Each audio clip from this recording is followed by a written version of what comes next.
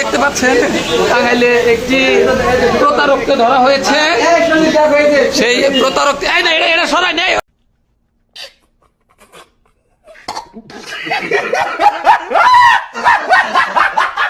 ওটা সরান, ওটা সরান ভাই। প্রিয় দর্শক, बड़ा हरामी हो बेटा।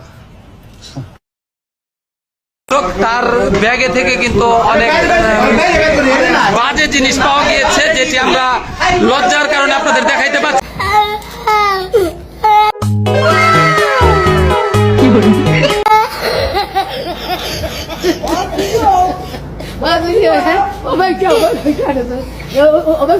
ভাই ওটা সরান, ওইটা সরান রে ভাই।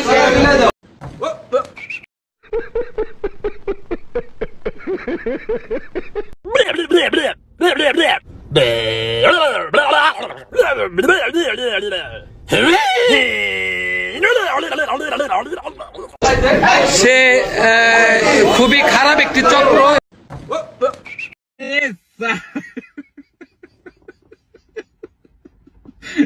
बेटी चौथ के तारे पिछवाड़े में तो धो निकल जाएगा। भाई ओटा सरान, कुछ समझे दया? हाँ सर, इसका मतलब है इसका मतलब है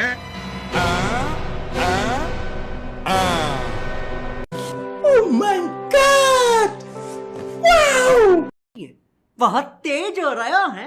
ওইটা সরান রে ভাই, ওইটা নামান। একটা জিনিসের সৌন্দর্য আছে না, ওটা নামিয়ে দেন,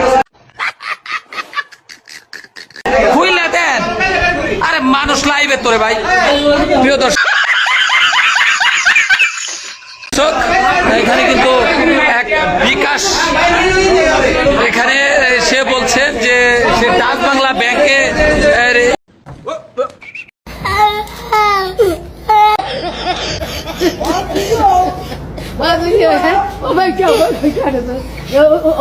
এজেন্ট শাখায় চাকরি করে, কিন্তু এমন না, সে এক প্রতারক। বিভিন্ন জনের কাছ থেকে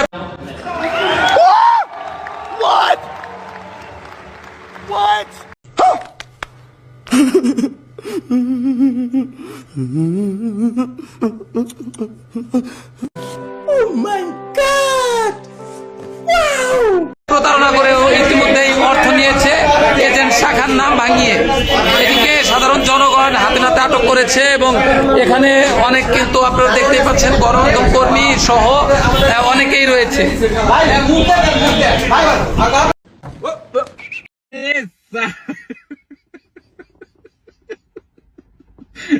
बेटी चौथ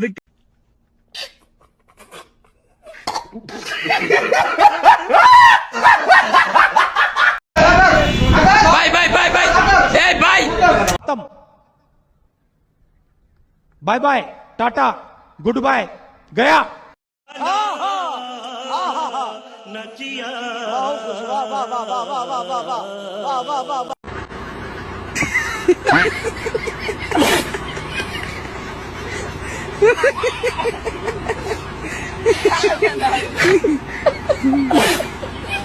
ওটা পছন্দ।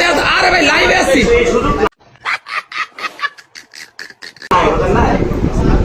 ওটা সরান, ওটা ওটা সরান। बहुत तेज हो रहा है।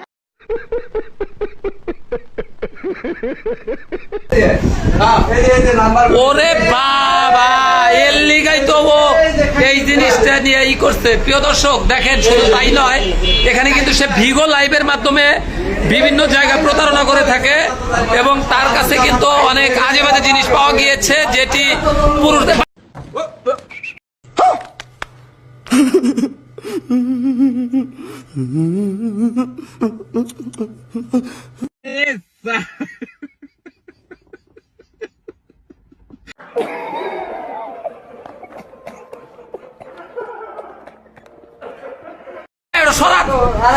ওইটা সরান রে ভাই, লাইভে তো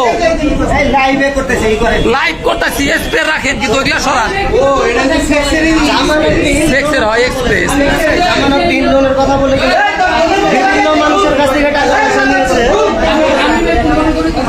প্রিয় দর্শক, এখানে কিন্তু একটি প্রতারক চক্রের সদস্যকে পাওয়া গিয়েছে। তার কাছে অনেক কিছুই ভাই bye bye tata goodbye गया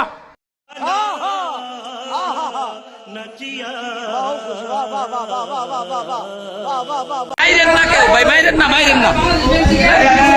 আচ্ছা ও কি করে এটা একটু শুনি ভাই, আপনারা কেন আটকাইছে? দাঁড়ান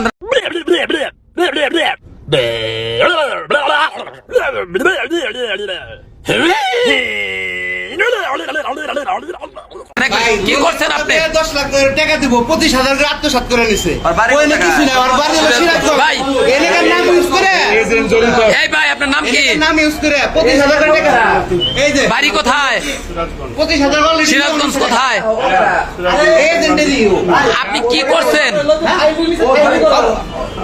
ওরা বলে সত্য কথা বলেন ভাই, সত্য কথা বলেন, সত্যের জয় আছে। হ্যাঁ?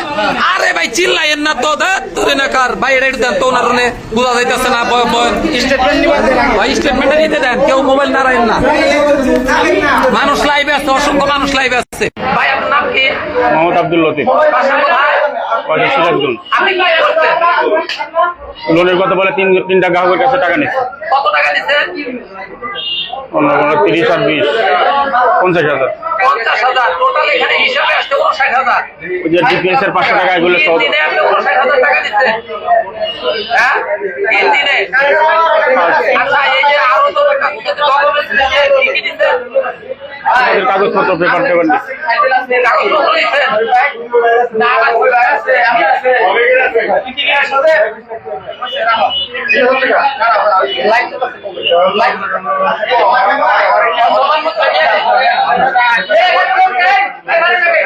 অনলাইন পেশেন্ট আপনি কতদিন ধরে চক্রের সাথে জড়িত? 1 সপ্তাহ 11 তারিখ। আপনার ব্যাগে যেগুলো পাওয়া গেল এগুলোতে কি করেন? এগুলো তো কিছু পার্সোনাল জিনিস, এগুলো তো করবো। পার্সোনাল ওটা কিভাবে সম্ভব? এটা কি আপনি বুঝাইতে পারবেন? আপনি এসপি ইউজ করেন, আবার দেখা বাসার গেল জন্য যে করি স্যার। অন্য একটা জিনিস, হ্যাঁ কি করেন এটা একটু বলেন তো ভাই। এটা আমি শারীরিকভাবে অসুস্থ, বাসার জন্য রাখছি এটা।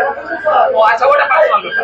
আচ্ছা তাহলে তাহলে ভাই এই শুনেন বড় ভাই, এখন বিষয় হচ্ছে যে আপনি এই যে টাকাগুলো যে দিচ্ছেন, এতগুলো লোকরে হয়রানি করতেছেন, এই টাকাগুলো কিভাবে দিবেন তাদের? টাকা দিয়ে দেবো আমি। কিভাবে দিবেন? তাদের যে ডকুমেন্টস গুলি আপনার কাছে রয়েছে এগুলো কিভাবে দিবেন? ডকুমেন্টগুলো সব সরা ফেলাইছে কে সরাইছে? মালিক পক্ষ। হ্যাঁ? মালিক পক্ষ। মালিক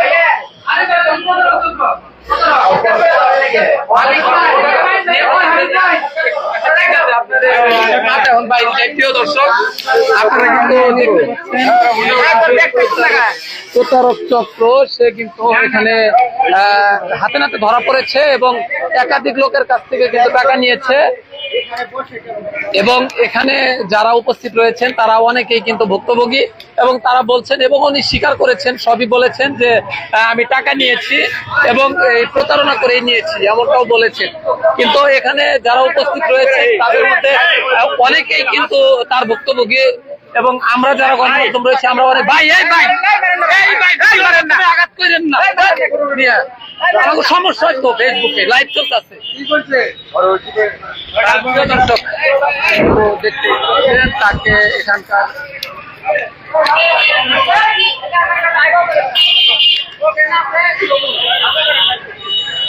দর্শক আমি লাইভ থেকে বিদায় নিচ্ছি। এখানে আলোচনা হচ্ছে, আলোচনা সাপেক্ষে তাকে আইনে দ্বারস্থ করে দিয়ে দেওয়া হবে, এমনটাই কিন্তু তারা বলছেন। সকলে ভালো থাকবেন, সুস্থ থাকবেন, আল্লাহ হাফেজ। बड़ा हरामी हो बेटा।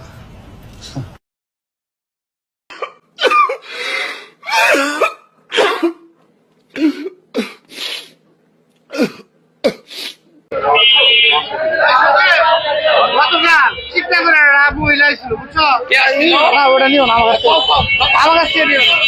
গতকাল ওনার কাছে চিকনা একটা মহিলা আসছিল, বুঝছো? হ্যাঁ, চিকনা একটা মহিলা আসছিল, মানে ভালো একটা সাপোর্ট দিয়ে গেছে, মানে কাজ করতেছে ওই হিসাবে ওনার উৎসাহ দিয়ে গেছে। এটা কে ওনার কাছে মহিলাটা? তথ্য নাও, হ্যাঁ, ওনার কাছে তথ্য নাও। ঠিক আছে, আপনার মহিলাও চক্র এখানে জড়িত? আচ্ছা। এই আপা, এই এক্সকিউজ মি আপা, এই যে আপা, এই আপা একটু আপনার সঙ্গে কথা বলতে চাই। বুঝতে পারেন না আপনার সঙ্গে একটু কথা বলতে চাই। আপনি টাকাটি ভালো মতো দেন নাইলে দেখেন কি করি। কথা বলেন please। আচ্ছা, এই আপনি কি হচ্ছে আপনার সঙ্গে? আমার সঙ্গে কিছু হয় নাই, হাফিজ ভাই হচ্ছে আমাকে বলছে আপা অমুক জায়গায় লোন দেয়। পরে আমি বলছি আচ্ছা ঠিক আছে, হাসতে হাসতে বলছি কিভাবে দেয়, ভাই আপনি আসেন। পরে আমি এই জায়গায় আসছি, আসার পরে যখন মনে করেন যে এটার ভিতরে পাড়া দিচ্ছি, তখনই মনে করেন যে আমার সন্দেহ লাগছে যে মানে এটার ডেকোরেশনে যদি এরকম থাকে, এই জায়গায় প্রত্যেক মানুষকে 10 লাখ টাকা করে লোন দিবে। পরে সেটা ভাইবে বললাম যে আচ্ছা ঠিক আছে, আপনাদের কি কি কাগজপাতি লাগবে। সে আমাকে বলতেছে যে ট্রেড লাইসেন্স লাগবে, আর আপনার টিন সার্টিফিকেট লাগবে, আর মানে ভোটার আইডি কার্ডেরই হইলেই হবে। পরে আমি বলছি আচ্ছা ঠিক আছে, আমি বাসায় যাই না কথা বলে তারপরে করি। যাই আমার বড় আপু যে আছে সুলতানা বিলকিস লতা আপু, আমাদের নারী উদ্যোক্তার উনি সভাপতি, ওনার সাথে কথা বলি। ওনার সাথে কথা বলার পর উনি আমাকে বলে যে বৃষ্টি তুই সব কাগজপাতি গুলা দে। আমরা কাল রাত 1টা পর্যন্ত মনে করেন যে এটা নিয়ে ডিসকাস করছি ডাচ বাংলা ব্যাংকে, তারপরে প্রশাসনের লোকের সাথে এবং মিডিয়ার লোকের সাথে। করার পরে ও আমার দোকানে গেছিল, আমি ওর ছবি তুলে রাখছি। ও যে আমাকে যে মানে ডকুমেন্টস গুলা দিচ্ছে সবগুলো ছবি তুলে রাখছি। রাখার পরে আমি হচ্ছে যে এটার উপরে থাকে টুটল ভাই সুলাইমন, অ্যাডভোকেট সুলাইমন, ওনাকে ফোন দিছি যে টুটল ভাই আমার পুরাটা ওনাকে ফলস মনে হচ্ছে, আপনি একটু এটা নিয়ে খবর নেন। আরো কয়জনকে লাগাইছি। লাগানোর পরে আমি মানে সকালে কনফার্ম হয়েছি যে আসলে এটা ফলস। পরে আমি এই জায়গায় আসছিলাম, আইসা নিয়ে আমি পাশের দোকানটাতে জিজ্ঞেস করছি যে আচ্ছা এই ব্যাংকটা কতদিন ধরে আছে, বললো যে 2 বছর। তারপরে ওনার আমি বলছি আমাদের নারী উদ্যোক্তা আরো 10 জন আছে, সে লোন নেবে, ওনাদের 25,000 টাকা করে রেডি এবং সব কাগজপাতি রেডি। পরে হচ্ছে ওনাকে আমি ফোন দিই যে আপনি একটু আসেন ভাইয়া, আমাদের নারী উদ্যোক্তা সবাই আসছে। উনি যাওয়ার পরে ওনার সাথে সব কথা বলার পরে আমাদের মনে হয়েছে যে না আসলে উনি পুরাপুরি। তারপরে ওনার মালিকের সাথে আমাদের কথা বলে দেয়।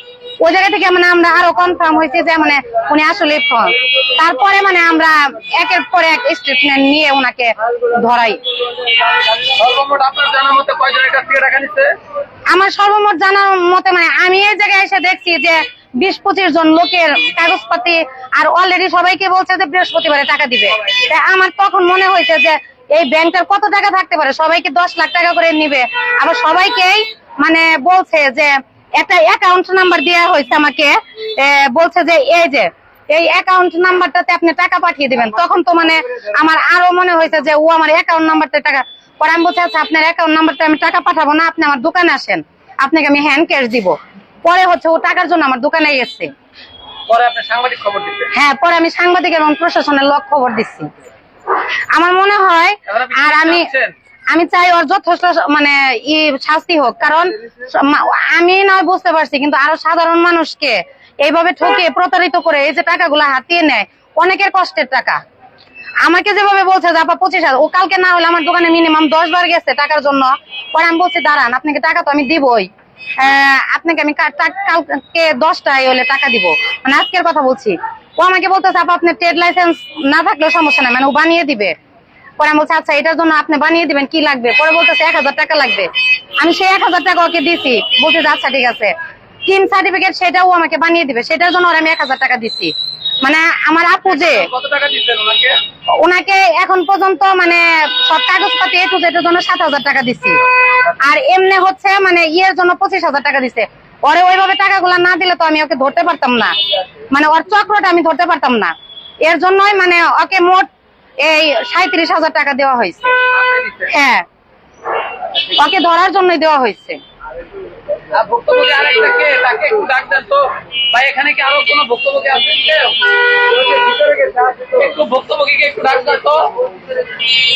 প্রিয় দর্শক, এখানে কিন্তু এই আপনারা কিন্তু শুনতেই পাচ্ছেন যে এখানকার যে ভুক্তভোগী তারা কিন্তু এমনটাই বলছেন। তারা বলছেন যে এই দীর্ঘদিন যাবৎ প্রতারণা করে আসছেন এবং আজকে কিন্তু টাঙ্গাইলের কিন্তু পলাশতলী এলাকায় গিয়েছিলেন সেই টাকার জন্য, এমনটাই কিন্তু এই বোনটি বলেছে।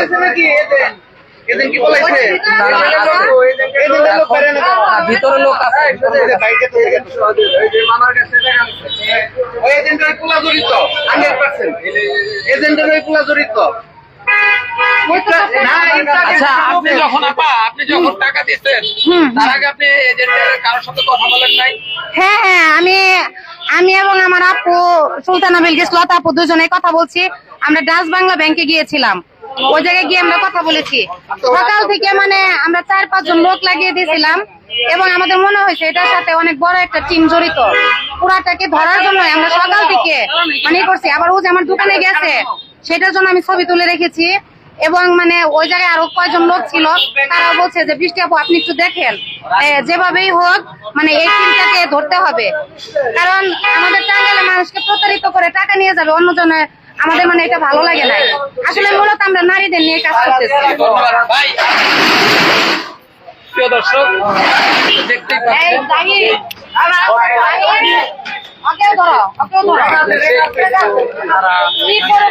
ভাই একটু বক্তব্য নেই। ঘটনা হচ্ছে যে আপনি তো বিষয়টা অবগত আছেন, কি হয়েছে সেটা বলুন।